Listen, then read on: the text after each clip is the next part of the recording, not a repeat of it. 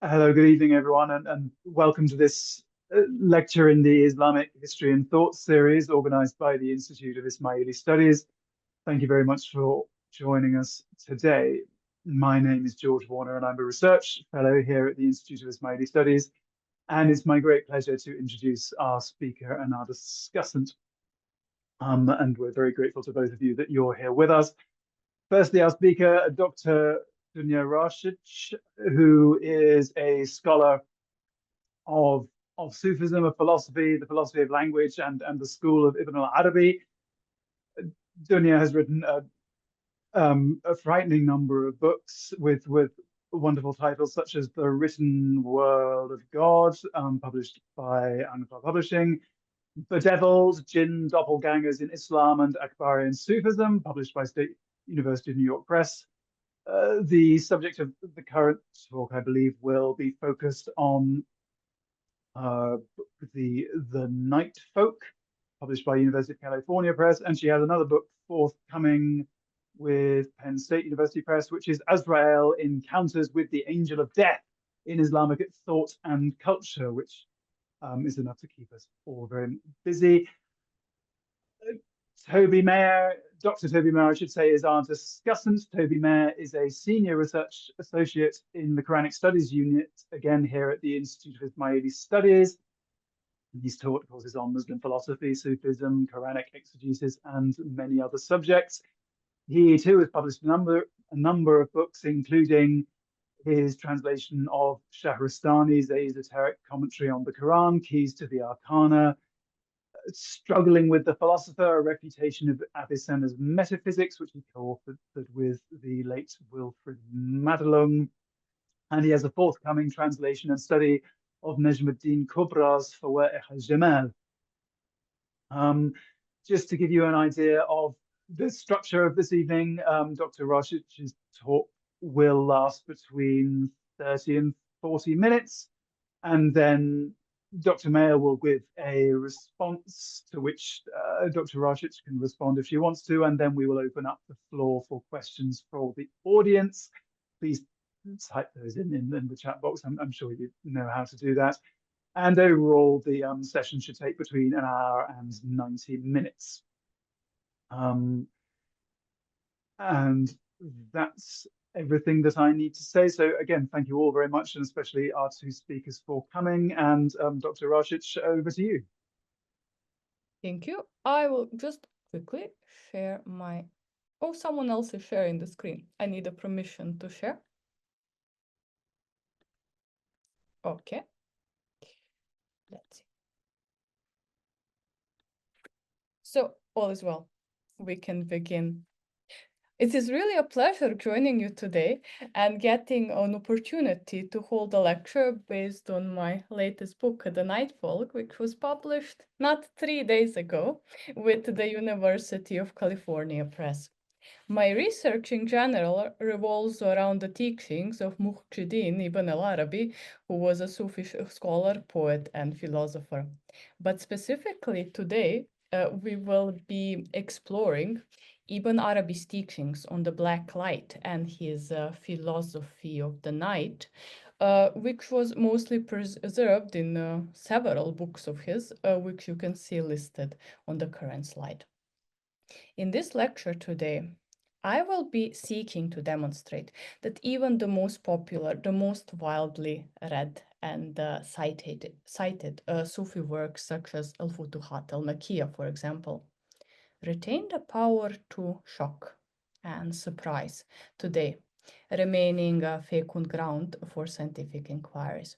Expect the unexpected, even when treading a presumably familiar terrain of classical works of Islamic philosophy. That is the core message of my lecture today. So with that in mind, we begin.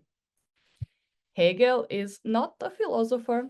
Thus reads the opening sentence of Magi's book Hegel and the Hermetic Tradition. Magi based his bold claim on the following arguments. He maintained that Hegel was neither lover nor seeker of wisdom because he believed to have found it already. Furthermore, he was trained in theology, and he expressed some interest in ritual magic and alchemy, which would then make him Hermetic thinker first and foremost. Magi whereas most these arguments apply to most early modern and medieval philosophers such as Ibn Rushd, Avicenna, and yes, Ibn Arabi. But whereas Magi was well aware that his view on Hegel is very unpopular, the same grace is often, far too often, not extended to the luminaries of Islamic philosophy. That is to say, Falsafa, alongside Africana philosophy, Aztec, Teotl, and Darshana, still tend to be dismissed or negatively compared to Western schools of philosophy, even in university settings. On his side, Ibn Arabi had not a shred of doubt that his teachings deserve and ought to be classified as philosophy. And as a matter of fact, he maintained that every intelligent person engages in philosophy, provided that philosophy is accurately defined as the love of wisdom. The chosen topic of my lecture today is Ibn Arabi's philosophy of the night.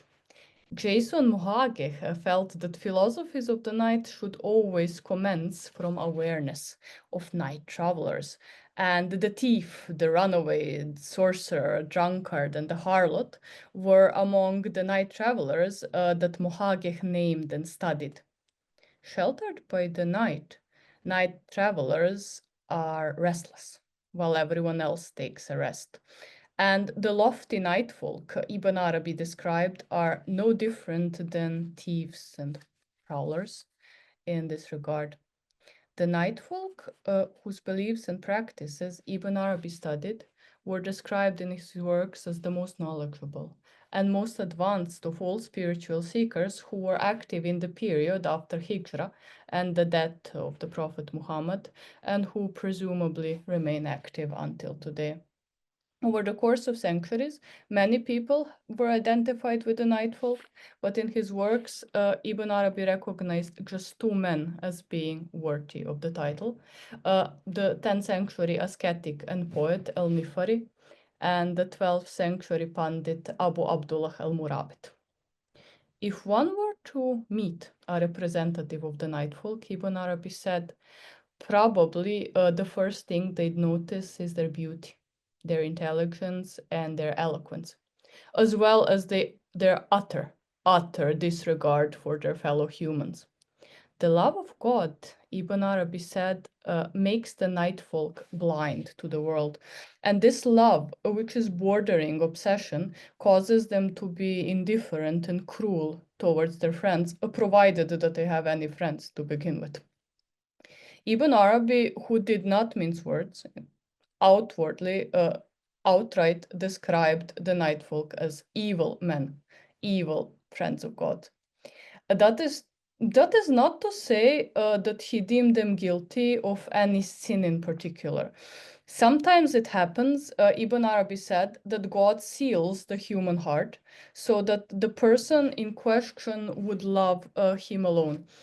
And this effectively prevents that person from paying attention to anyone or anything other than him.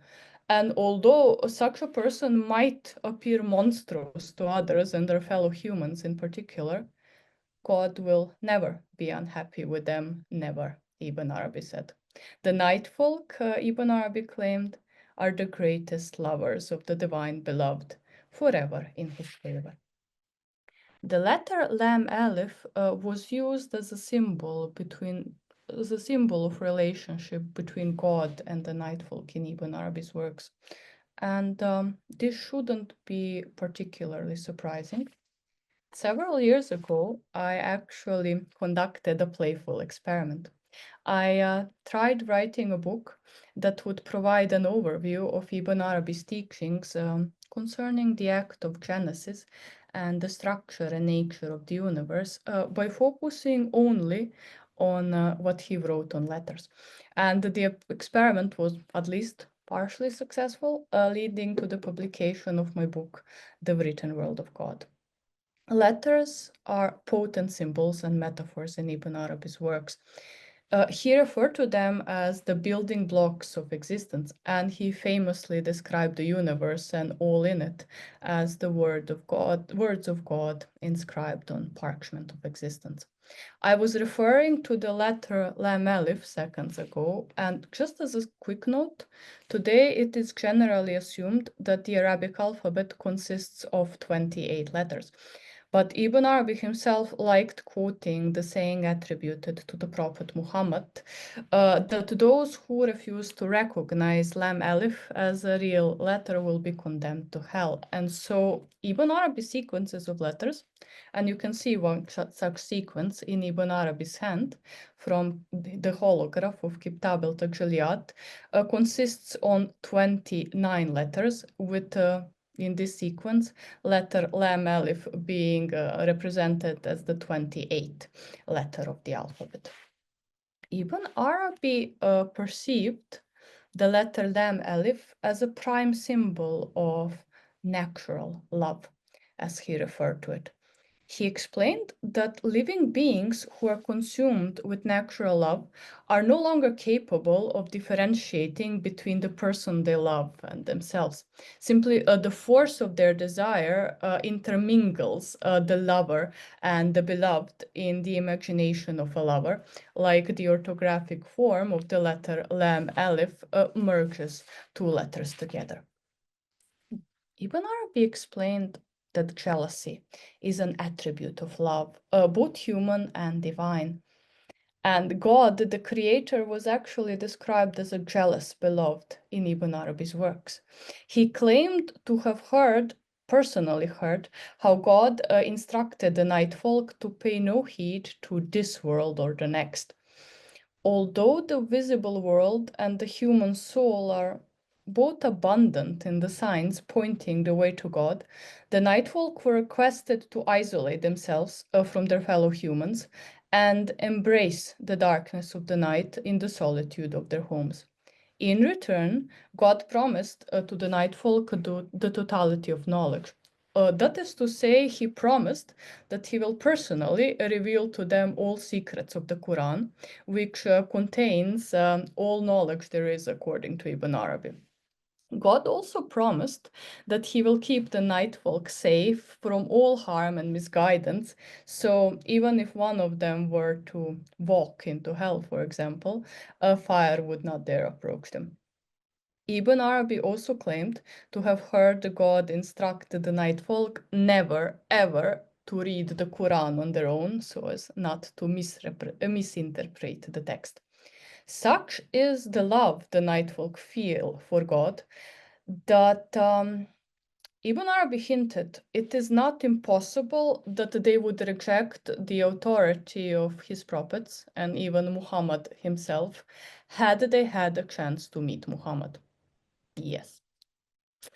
Ibn Arabi's writings on the Nightfolk, which remain largely understudied until today, are an invitation to rethink Akbarian notions of the night, Islam, spiritual authority, self-isolation, and transgression, as well as the hierarchies of spiritual seekers in Akbarian context. And that is what we will be doing today, scratching the surface of the topic for the duration of the time that was given to us. Beginning with the position that the Nightfolk occupy in Ibn Arabi's hierarchy of spiritual seekers, it should be noted that all seekers that Ibn Arabi mentioned can be divided into 4 ranks, which include God's messengers, prophets, friends, and believers. Seekers who belong to the upper 3 ranks of this hierarchy are distinguished by the 3 shared traits Ibn Arabi claimed. All the seekers can learn from God directly. Each of them underwent spiritual ascension in the night, and they can wield the power of Hima. Ibn Arabi claimed there were no Nightfolk on earth prior to the life and times of the Prophet Muhammad. So just to make things clear, none of them had even theoretical chance to reject Muhammad's authority.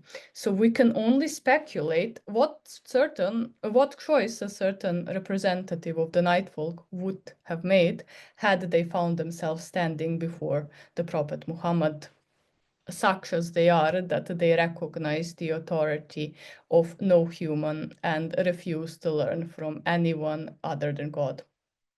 But alas, Ibn Arabi claimed that before Muhammad was born, Arabs were simply unaware of benefits of night vigils and self-isolation. And since God also closed the doors of prophethood after the death of Muhammad, no representative of the Nightfolk could be chosen to serve as one of God's messengers or prophets either.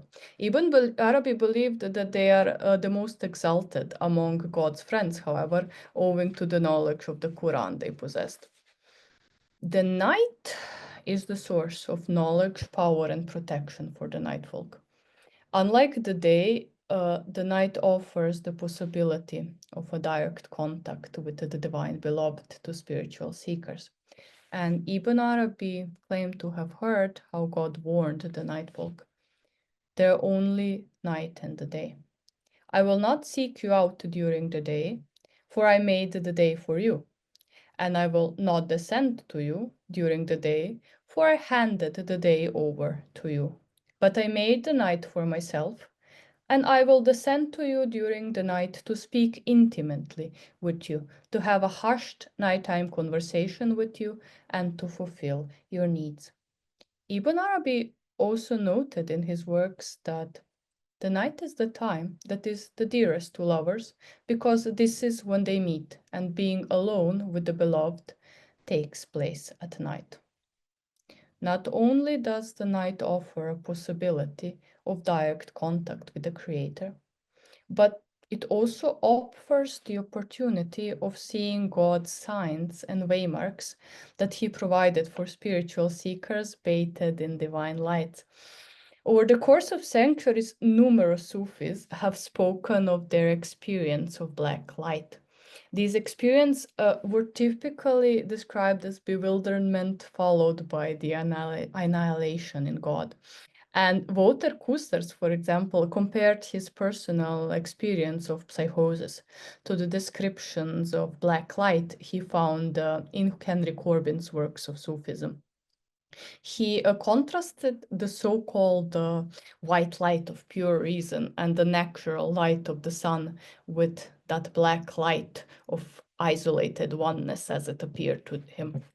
This mad light, Kuster said, emerges from the darkness, from the background, while normal light from a light source lands on the foreground. He noted that the black light first appears in dreams in the night from the moon, and he found descriptions of similar experiences in the works of psychiatrists such as Walter Winkler, for example, and Klaus Konrad, among others. Kusters pointed out similarities between these descriptions and Corbin's interpretations of teachings by Najm al-Din Kubra, Najm Razi, Shabistari, and Lahiji, for example.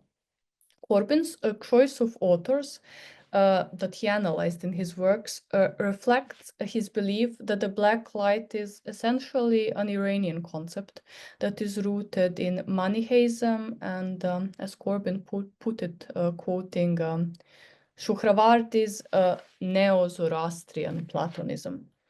Ibn Arabi's writings on the black light were not mentioned in Corbin's writings on the topic.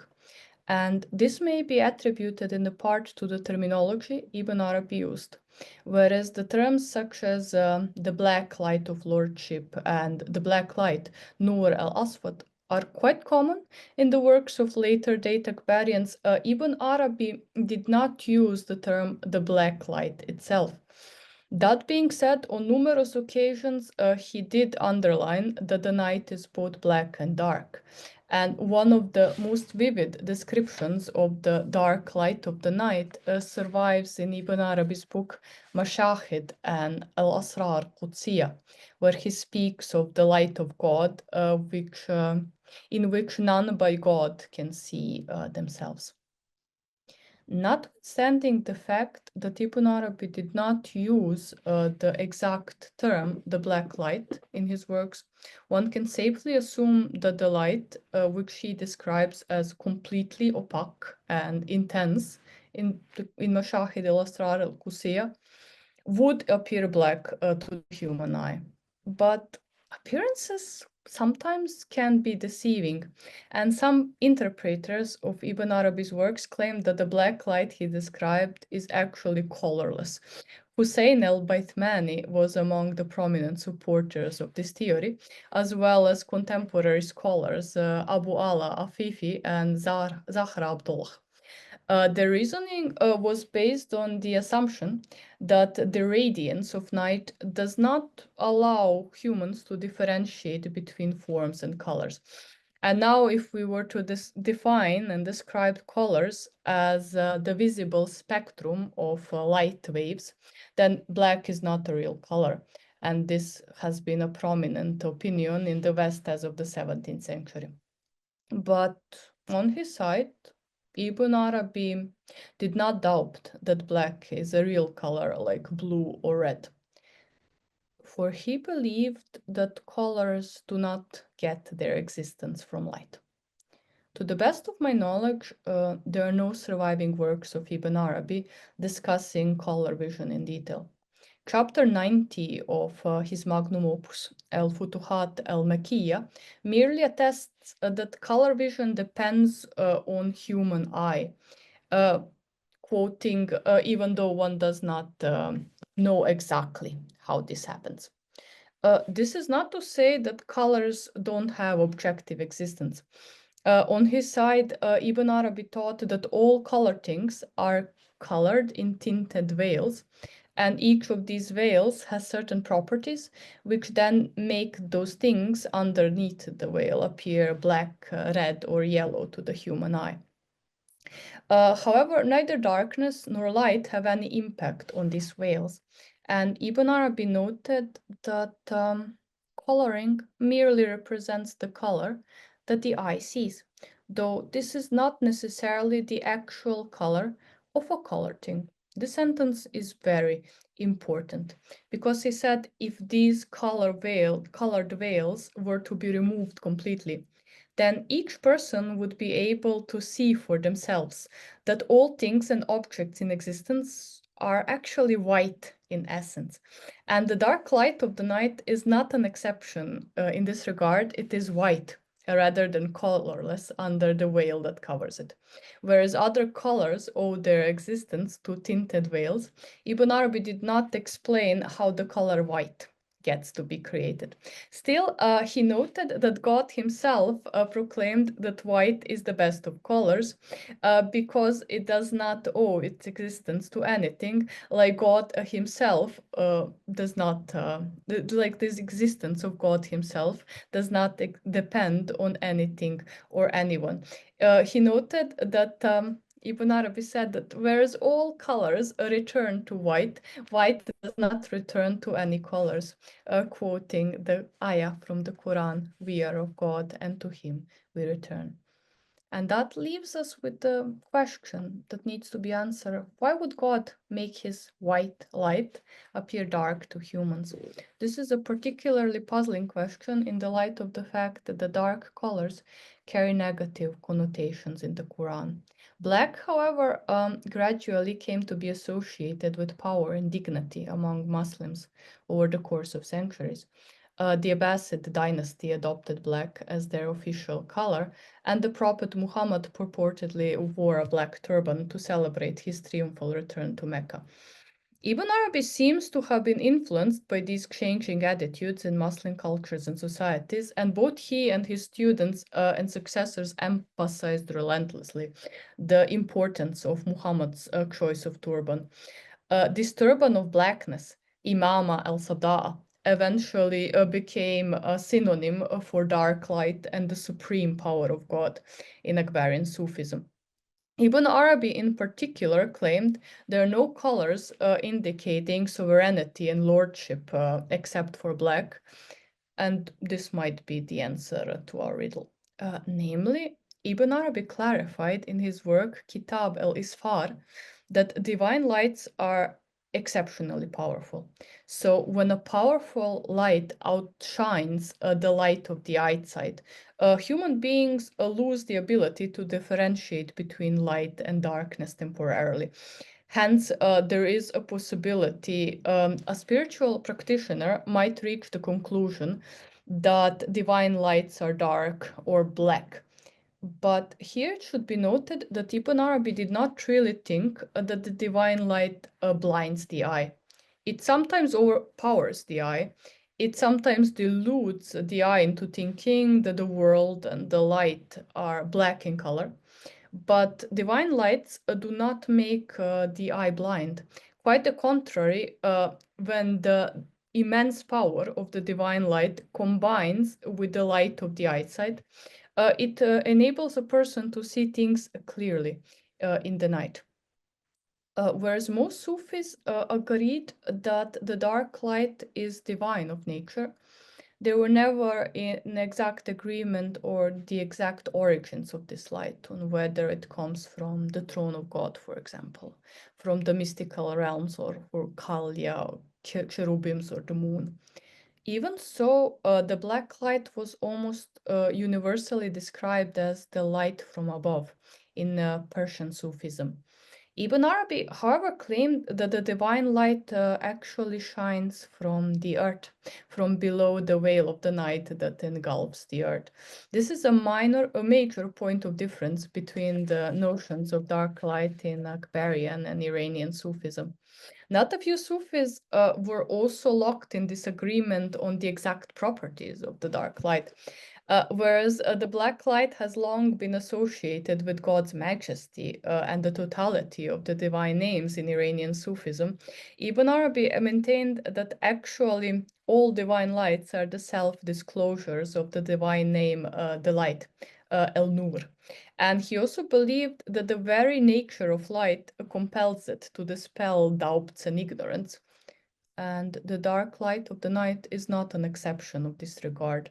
It brings knowledge, divine unveilings, and illumination to those who are exposed to it. Now, times have changed since the death of the Prophet Muhammad. And in the 13th century, Ibn Arabi said, all spiritual seekers used to engage in spiritual retreats, perform supererogatory prayers after sunset, and share a passionate love for the night.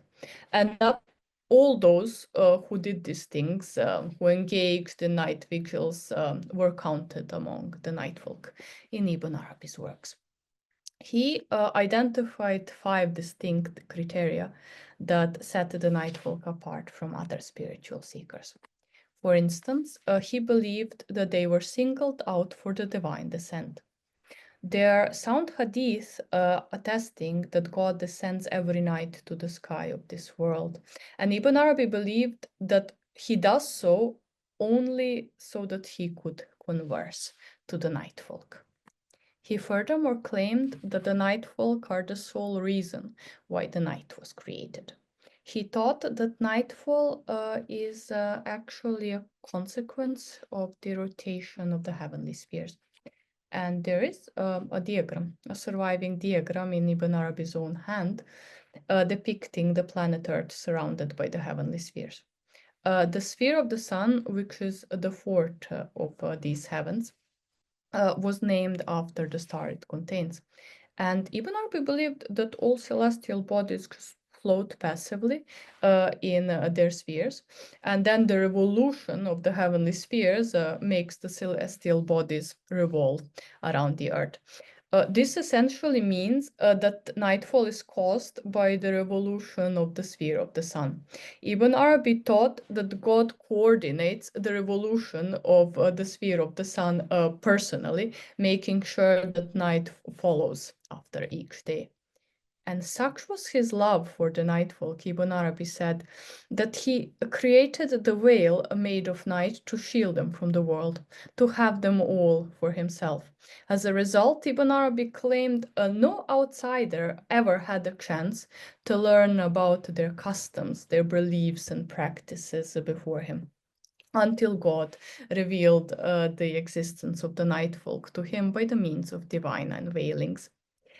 Ibn Arabi wanted us to believe that his knowledge of the Nightfolk and all his works, besides, were the products of divine visions, unveilings, and revelations he received. For instance, he recorded, "I only ever speak in the way God permits me to speak, and I stop writing where the line was drawn for me." He also claimed that he never quoted the words of philosophers nor the words of anyone else in his magnum opus in Al-Futuhat, nor in any other book of his. He said, "We only ever write what is given to us by unveiling and what is dictated by God."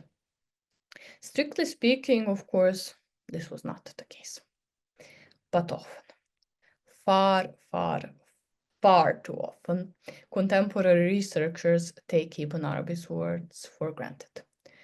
And even though the last few decades have witnessed a surge of interest in the works of Ibn Arabi and his students and successors, contemporary researchers still tend to ignore the influence of prior scholarship of Ibn Arabi's teachings.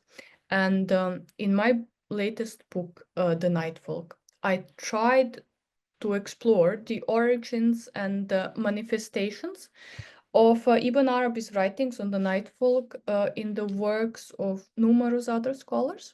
Some of them you can see on the current slide, and some of them include Ibn Abi al-Dunya, for example, al-Nifari, al-Tawhidi, al-Ghazali, al-Maki, and Shihab al-Din Suhrawardi. Among those writing about the Nightfolk was also Ibn Arabi's own teacher, Abdul Haq al-Ishbili. And many excerpts from these works were paraphrased, and many elements of his teachings appear in the works of prior scholars. So, although Ibn Arabi's notions of the Nightfolk as pious Muslims who do not read the Quran on their own and who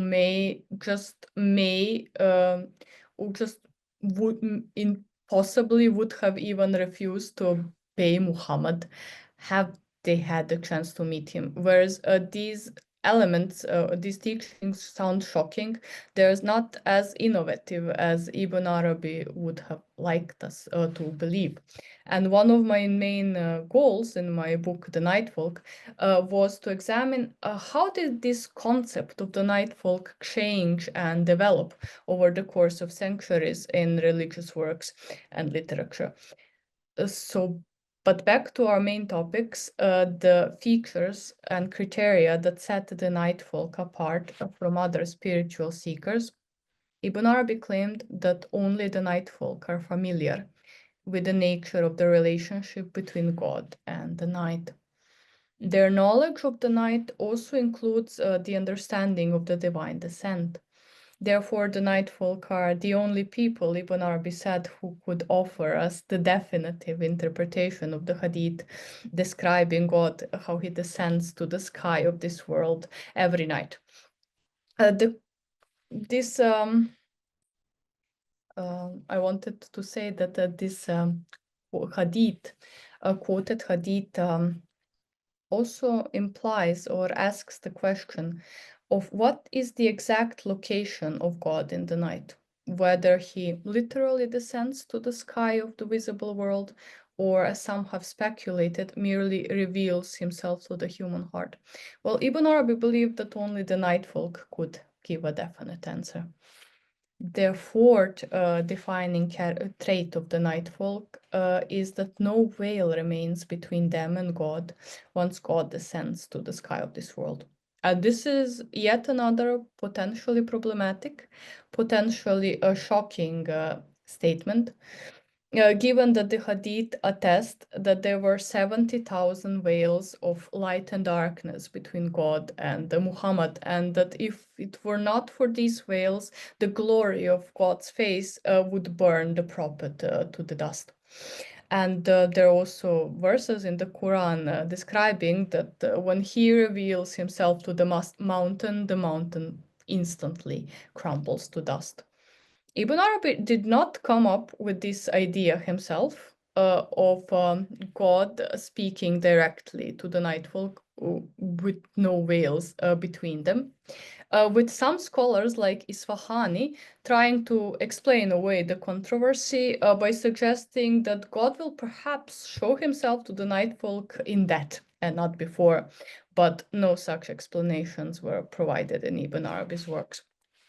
He claimed, and this is the fifth criteria he used to identify the Nightfolk, that the Nightfolk receive new information concerning the content of the Quran on nightly basis. This is the fifth and the defining trait and feature of the Nightfolk in Ibn Arabi's works.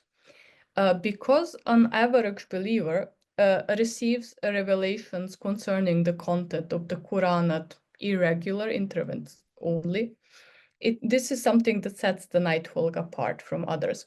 The fact that God revealed the Quran to Muhammad in Arabic led to centuries-long praises and admiration of Arabic language in Muslim cultures and societies. Chapter 41 of Ibn Arabi's book Al-Futuhat, however, suggests that God recites the Quran to the Nightfolk in their mother tongues, so as to make sure that they will be able to comprehend his lectures. So these 5 defining features of the Nightfolk allow us to put forward the following definition of these spiritual seekers. They are advanced spiritual practitioners, singled out for the divine descent, whose souls are well versed in the mysteries of the night.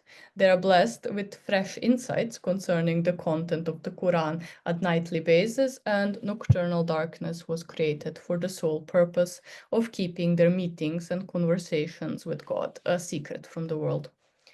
The Nightfolk also stand out among philosophers and religious scholars for the knowledge they possess. They have little love of humans, however, and they're not inclined to share divine knowledge and blessings with others. And also, they rarely step forward as leaders and teachers, whereas the Prophet Muhammad was keenly aware of his status, of his purpose in life. The Nightfolk have no solid sense of identity, with many of them being completely unaware of what they are and that there are other people like them. Ibn Arabi was hoping that his writings could make a difference.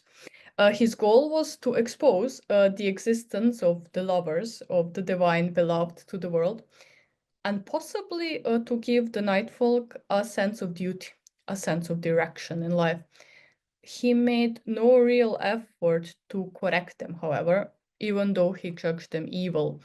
And this is because God made it clear to him that the behavior of the Nightfolk is consistent with his wishes.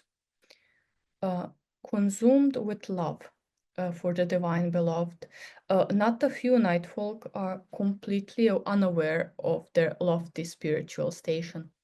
Ibn Arabi was, however, instructed to disclose their preeminence to the world, and more importantly, to the Nightfolk themselves.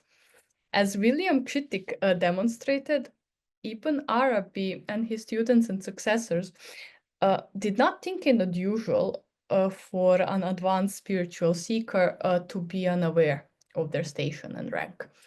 And it might be difficult to imagine that this is the case with the Nightfolk, who have the opportunity to speak with God on nightly basis. However, this is only possible if the Nightfolk actually keep these night vigils, and many of them don't. A failure to do so would effectively bar them from speaking with God directly, for it is only during the night that he descends to the sky of this world to seek out his lovers. So if a person were to begin suspecting that they themselves might be one of the Nightfolk, Ibn Arabi said, it would make every sense for them to try to stay awake for the duration of the night. He had another piece of advice for such people. He suggested they should observe whether the night looks as bright as day to them while looking through the windows from their houses. He finally advised them, he advised the prospective members of the Nightfolk to study the content of his book Al-Futuhat before asking their souls whether their soul received a divine unveiling concerning the content of the Quran that night. This is the real test and the real standard, Ibn Arabi said. All these advices he shared do not necessarily indicate that Ibn Arabi was sympathetic to the Nightfolk. There was very, very little love for and mercy for the lowly, wicked, and the corrupt in his heart. For instance, he openly professed he was considering not writing his books at all in fear that Iblis and evil jinn might profit from them. He was, however, ordered to serve as a hand of God, who promised to the Nightfolk that he will keep them safe from harm and misguidance. And so right he did on God's orders. His writings on the topic were meant to be no more nor less than a map or a signpost of a sort, pointing away directly to the realm of the unseen behind the veil of the night where God awaits his people. I really thank you from the heart from attending the lecture, and all questions are welcome. Thank you very much. Thank you so much, Daniel. Yeah, thank you very, very much, Dr. Rashid. That was fascinating. I will now hand over to Toby Mayer, who will give a response. In the meantime, after this, we will have a Q&A from the audience. Please type your questions into what should be the only place into which you can type. That is to say, that the Q&A box, which should appear sort of on the bottom right of your screens. Other media will not reach the participants. But yeah, over to you, Toby. I found that completely fascinating. It's an incredibly rich exposition, very rich exposition of a superlatively interesting subject. I sort of have been interested in this idea of the mysticism of light from various points of view, mainly through Corbin initially. But obviously, this is linking Ibn Arabi with Suhrawardi, Sheikh al-Maqtul, and also the Kubrawiyya. So, you know, my ears were pricked, and I think two questions really struck me. I distill my multifaceted questions into two big things, which is really, firstly, the question of literality versus metaphoricity. This interests me. I mean, it's a very palpable thing that's being described, this Aswad Nurani. But is it a kind of metaphor? Or is it something, you know, Kubra, for example, talks about the tabdil al-hawas, that if you purify your sense faculties, you can actually see these spiritual realities. This was a question which occurred to me. The second question is that fascinating ambiguity, the moral ambiguity of this category. This is very, very intriguing. I wonder, do you think it's related to Ibn Arabi's very high esteem for the malamiyya, the people of blame? Is that related? These are questions which occurred to me. Regarding the question of the metaphors, that is always the question. I will be participating tomorrow on the symposium concerning metaphors in Akbarian Sufism. And I also recently wrote a booklet that is Cambridge currently reviewing on Akbarian notions of alchemy, or a post-humanist approach to Akbarian alchemy. People quite predominantly read Ibn Arabi's works as metaphors, and favoring every conceivable interpretation of his works except for the literal one. I think that is a mistake, because there are always two dimensions of reality and interpretation of texts, Zahir and Batin. It's possible that sometimes when he speaks about the black light, he's speaking in metaphors. However, lights as a source of illumination play a significant role in Akbarian Sufism, not just sunlight, but also there are lists of knowledge, specific knowledge and insight that can be gotten from the light of the moon and the starlight, which are described in Al-Futuhat, alongside the dark light of the night. If it is dark, it could be that is simply so strong, a strong light that strikes the spiritual seeker and makes the night appear as bright as a day to them. Certain kind of light appears. It is self-disclosure of the divine name El-Nur, but we don't know more about it. It is something for the Nightfolk to experience. Ibn Arabi is pretty explicit on this matter. For example, he says that he did not bother to list all spiritual stations and state in existence, because not all are available to every person, and those that we will never experience and are none of our concerns, which is possibly why he doesn't speak in greater detail about the black light of the night.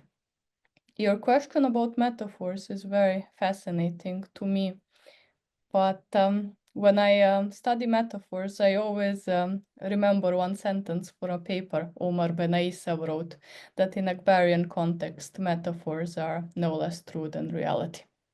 They are there to teach, and they are there to convey advanced spiritual knowledge, but there are also advanced spiritual realities, some of them beyond our grasp.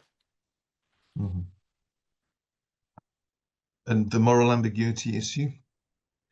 I mean, I'm fascinated by that, because it seems to be, well, it's the paradox of a seeming lack of rahmah, even though they're so close to God. Ibn Arabi uses the word evil to describe them. Shar. Yeah. They are evil, he says. But at the same time, in one of his poems, he admits he would have maybe acted the same. At one point, he condemns the Nightfolk when their friends approach them and say, "My friend, please remember me when you speak with God. Remember me and my woes." And they reject to intercede, saying, "If I were to remember you, then I would not be alone with my beloved." Ibn Arabi describes them as evil for this cruelty, but at the same time, he admits that he would have acted the same while engaging in spiritual retreat. He did not describe the Nightfolk engaging in antisocial behavior, for example, like certain antinomian dervishes groups that intentionally act recklessly, same as Malamiya, the people of the blame, for whom Ibn Arabi said, yes, if people recognize them for what they are, they will take them as God, so they intentionally act the way they do to discourage people from such things. The Nightfolk do not do that because they're hidden from the world, from behind the veil of the night. People do not recognize them, they're cleverly concealed. And both Ibn Arabi and Ishbili actually described their behavior as charming. They are cruel if one were to ask something of them. They appear monstrous and evil in their selfishness and lack of care for their fellow humans. But at the same time, people notice their beauty and they notice their charm. This is because God addresses them perpetually, and only during the night he can speak with them directly, Ibn Arabi said. During the day, this is something both al-Ishbili and Ibn Arabi described, he addresses them through other humans. So even though it appears that they are charming other people with clever tales and warm words, they're actually perpetually conversing with God, the beloved, and have eyes for him alone. That's wonderful, fascinating. I hope we can continue this on probably Saturday. I'd come to Gladly, with pleasure. I do think we should, yes, no, it's 6:15, so we should leave it there. But thank you all so much for coming. This has been a wonderfully attended lecture, and thank you especially, of course, to our speaker and discussant, Dr. Dunya Rashid and Dr. Toby Mayer. And also thank you to the people behind the scenes who nobody can see, but they are here, especially Nigina Mirboz-Khonova, and to our Department of Communications and Development and Rehana Virani, and also our events team here at the IIS and Liana Williams. That is everything. Thank you so much for joining us, and goodbye. Thank you.